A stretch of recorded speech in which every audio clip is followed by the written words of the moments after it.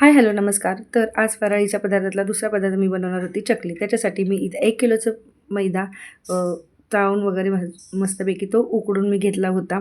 ते कुकरला लावून त्याच्या मस्त 10-12 शिट्ट्या करून घेतल्या होत्या. त्याचं तो थंड झाल्यानंतर मी असं त्याला बारीक वगैरे करून घेतलं होतं आणि त्याच्यानंतर मी त्याला चाळून त्याच्यामध्ये मी 1 किलो मैद्याला मी पाव किलो मुगाची डाळ हे प्रमाण घेतलं होतं. मुगाची डाळ मी चांगली मस्त शिजवून घेतली होती. तर त्याच्यामध्ये मी कोथिंबीर, ओवा, चकली मसाला आणि आपला घरातला मसाला, हळद आणि डाळ, ही शिजवलेली मुगाची डाळ असं करून मस्तपैकी मळून घेतलं आहे.